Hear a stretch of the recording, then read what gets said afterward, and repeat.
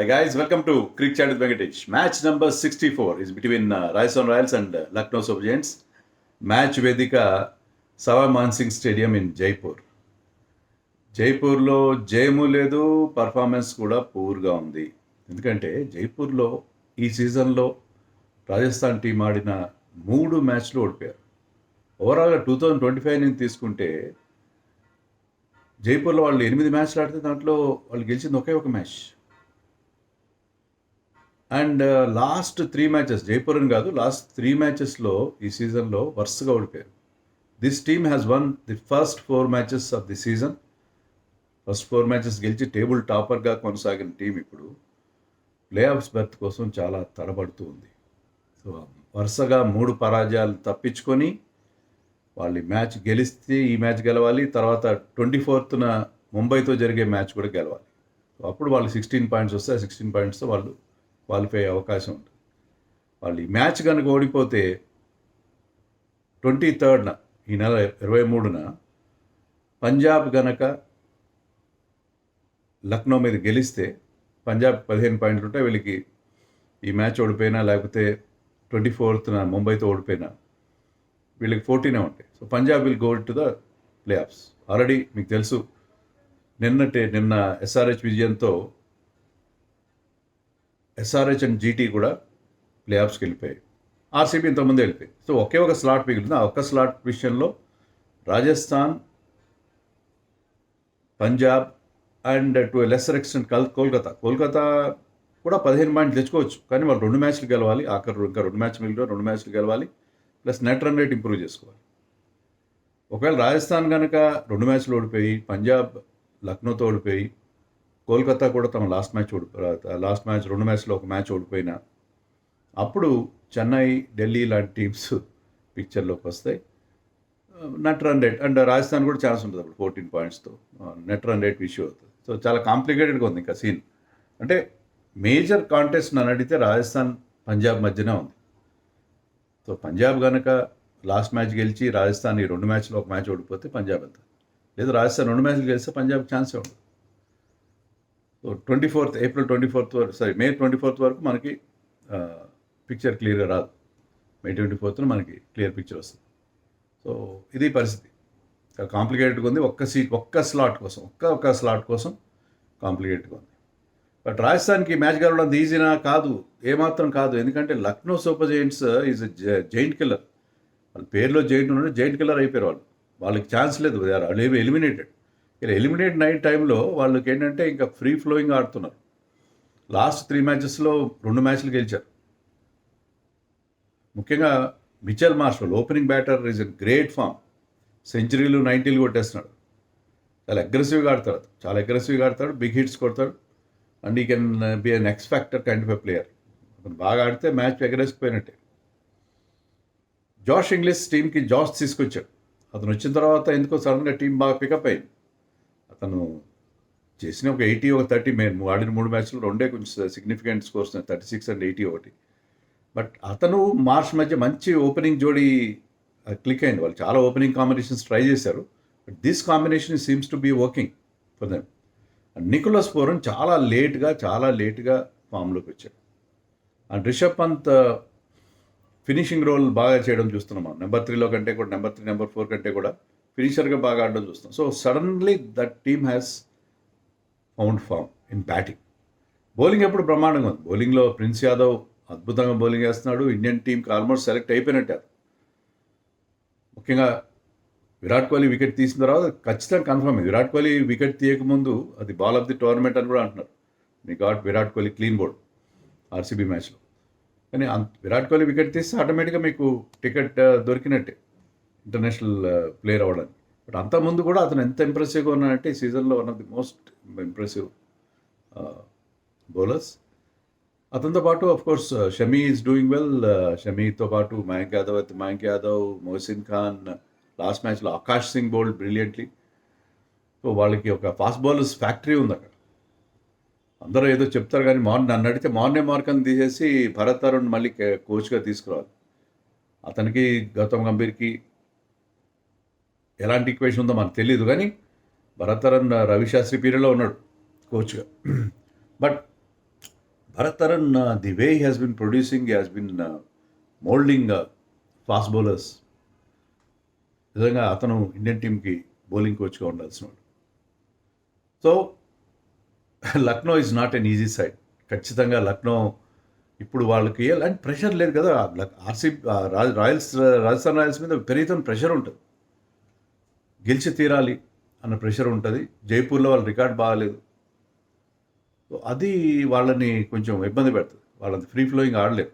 వెరాస్ this team Lucknow చాలా free flowing ఆడతారు. వాళ్ళ కోచ్ జస్టిన్ ల్యాంగర్ కూడా ఏం చెప్పాడంటే, మనం ఒకరోజు మిడ్ మ్యాచ్లో ఒకసారి డగౌట్ ఇంటర్వ్యూస్ అవుతాయి కదా, దాంట్లో అతను చెప్పింది ఏంటంటే, మేము కొత్త ప్రయోగాలు ఏం చేయం, కొత్త కురాల్ని ట్రై చేయాలి ఏం చేయం. Winnowing each and every match is very very important. మీరు టోర్నమెంట్లో రేస్లో ఉన్నారా లేదా అనేది అనవసరం, మీరు మ్యాచ్లు గెలవడం చాలా ఇంపార్టెంట్ అని చెప్పి అతను చాలా క్లియర్గా చెప్పాడు. So winning the matches, so they are not going to give up. వాళ్ళు ఏదో లైట్గా తీసుకునే అవకాశం లేదు. So Rajasthan has its task cut out. చాలా టఫ్ టాస్క్ ఉంది వాళ్ళ ముందు. బట్ ఏంటంటే వైభవ్ సూర్యవంశీ బాగా ఆడితే అన్నీ బారాకూన్ మాఫ్ అంటారే అవన్నీ పోతాయి. ఈ మ్యాచ్ ఎక్కడ జరుగుతుందంటే పిచ్ నెంబర్ 5. ఇదే పిచ్ పైన వైభవ్ ఈ సీజన్లో సెంచరీ చేశాడు. So against SRH 103. సో అది అతనికి చాలా కాన్ఫిడెన్స్ ఉంది. అదిగాక ఈ గ్రౌండ్లో మీరు కనుక చూస్తే జైపూర్లో ఇప్పటివరకు 3 మ్యాచ్ జరిగి 3 మ్యాచ్లో ఫస్ట్ ఇన్నింగ్స్ స్కోర్ మినిమం 220 వచ్చింది. చాలా హై స్కోరింగ్గా ఉంది. గ్రౌండ్ సైజ్ పెద్దది, స్క్వేర్ బౌండరీస్ చాలా పెద్దవి ఇక్కడ. అయినా కూడా ఇక్కడ గతంలో ప్రీవియస్ ఇయర్స్ రికార్డ్ చూస్తే ఇది పెద్ద హై స్కోరింగ్ గ్రౌండ్ కాదు, కానీ ఈ ఇయర్లో it is flat wicket in all 3 matches played so far. Dew factor కూడా ఉంది. సెకండ్ బ్యాటింగ్ టీంకి అడ్వాంటేజ్ ఉంటుంది, బౌలింగ్ సెకండ్ చేసే వాళ్ళకి ఇబ్బంది ఉంటుంది. సో ఇక్కడ హై స్కోరింగ్ వెన్యూ ఉంది, అది వైభవ్ సూర్యవంశీకి సూట్ అవుతుంది. So Vaibhav form will be crucial. Riyan Parag కూడా ఫామ్లోకి వచ్చాడు, అది కూడా వాళ్ళకి చాలా ప్లస్ పాయింట్. జురేల్ కూడా లాస్ట్ మ్యాచ్లో 50 చేశాడు, స్లోగా చేసినా కూడా 50 చేశాడు. అతను ఈ సెకండ్ హాఫ్లో ఏంటంటే పిచెస్ స్లో అయిన సందర్భంలో ఒకళ్ళు ఖచ్చితంగా ఒక యాంకర్ రోల్ ఆడాల్సిన పరిస్థితి మనకు అనిపిస్తుంది. నిన్న ఇషాన్ కిషన్ చూసాం. సో ఇలాంటి యాంకర్ రోల్ అనేది జురెల్ ఆడగాడు. సో వీళ్ళు మరీ అంత ఇబ్బంది పడాల్సిన అవసరం లేదో. Rajasthan Royals can still make it, still win this match. Lucknow dangerous opponent అయినప్పటికీ కూడా ఎస్ఎస్వి ఫామ్లోకి రావు. లాస్ట్ 3 మ్యాచెస్లో అంత చిన్న స్కోర్లు చేశాడు. అతను ఏంటంటే వైభవ్ సూర్యవంశీలాగా ఆడాలి, నేను కూడా క్విక్గా రన్స్ చేయాలని అనుకుంటున్నట్టుగా ఉన్నాడు. అతను స్టార్టింగ్లో అలా చేయలేదు. స్టార్టింగ్లో he was happy to play the second field. Vaibhav సూర్యవంశీకి స్ట్రైక్ ఇచ్చి తను సింగిల్స్ తీసుకుంటూ రనే బాల్ కూడా చేసే సందర్భాలు. కానీ ఎందుకునో అతను లేదు, నేను స్ట్రైక్ రేట్ ఇంప్రూవ్ చేసుకోవాలి, క్విక్గా కొట్టాలని చెప్పి కొంచెం ఎక్కువ రిస్క్ తీసుకుంటున్నాడు. కానీ అతను కనుక స్టడీగా ఆడితే, because he has got that ability. So ఒకవేళ స్టార్టింగ్లో స్లో అయినా తర్వాత దాన్ని మేకప్ చేయగల ఎబిలిటీ ఉన్న ప్లేయర్ కాబట్టి అతను is more matured player no. Test మ్యాచ్లో ఆల్ ఫార్మాట్స్ ఆడే ప్లేయర్ అతను. సో అతను డిఫరెంట్గా ఆడితే, ముఖ్యంగా ఇలాంటి ఒక టఫ్ మ్యాచ్లో because of his plenty of international experience ఈ టీం చాలా హెల్ప్ అవుతుంది. So I think that is the main issue. అలాగే వాళ్ళ మిడిల్ ఆర్డర్లో ఇప్పటికీ ప్రాబ్లం ఉంది. డొనోవన్ ఫెరెరా బాగా ఆడుతున్నాడు, కానీ 1-2 సార్లు కొంచెం ఎర్లీగా అవుతాడు. బట్ ముందు ప్లాట్ఫామ్ క్రియేట్ చేస్తే అతను బాగా ఫినిష్ చేస్తాడు. అండ్ జడేజా విషయంలో ఇప్పటికీ క్వశ్చన్ మార్క్ ఉంది. లాస్ట్ మ్యాచ్లో అతనికి నీ ప్రాబ్లం వచ్చి ఆడలేదని చెప్తున్నారు. వర్క్లోడ్ మేనేజ్మెంట్ అని అనుకున్నాం, కానీ ఇప్పుడు క్లారిటీ వచ్చిందంటే నీ ప్రాబ్లం ఉంది. అతను ఇప్పుడు రెడీగా ఉన్నట్టుగా చెప్తున్నాం. రెడీగా ఉంటే కొంచెం అతను స్టెబిలిటీ ఇస్తాడు ఈ టీంకి. రవి సింగ్ని లాస్ట్ మ్యాచ్లో ఆడిచ్చారు. రవి సింగ్ ఒక బౌండరీ కొట్టి అవుట్ అయిపోయాడు. కోర్స్ స్టార్ బౌలింగ్లో అవుట్ అయ్యాడు. బట్ రవి సింగ్కి చాలా మంచి రెప్యుటేషన్ ఉంది డొమెస్టిక్లో, చాలా high scoring big hitting fellow. So వాళ్ళు మిడిల్ ఆర్డర్ మరి ఏమన్నా షానకా ప్లేస్లో హెట్మైర్ని తీసుకొస్తారా? షానకా ఆశించే స్థాయిలో పర్ఫార్మ్ చేయట్లేదు. షానకా ఇంపాక్ట్ ప్లేయర్గానే వచ్చాడు లాస్ట్ మ్యాచ్లో, అతను ఆడిస్తారా అని చూడాలి. హెట్మైర్ కొన్ని ఎక్స్పీరియన్స్ హెల్ప్ అవుతుందేమో అని నేను అనుకుంటున్నాను టీంతో గతంలో ఆడిన మ్యాచ్లు. సో కొన్ని మార్పులు చేసుకోవాలి మిడిల్ ఆర్డర్లో, కొంచెం ప్రాబ్లమ్ని సాల్వ్ చేసుకుని జడేజా హెట్మైర్ వస్తే మిడిల్ ఆర్డర్ కొంచెం స్ట్రెంత్ అయ్యే అవకాశం నాకు కనిపిస్తుంది. బౌలింగ్ విషయానికి వస్తే Jofra Archer is not the same bowler.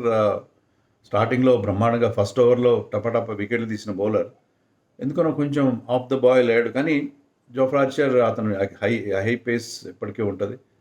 అరే యాడమ్ మిల్ లాస్ట్ మ్యాచ్లో అంత ఇంప్రెసివ్గా బౌలింగ్ వేయలేదు. అతని ప్లేస్లో మళ్ళీ నాన్రీ బార్గన్ తీసుకొస్తే బెటర్గా ఉంటుందేమో అనుకుంటున్నాను నేను.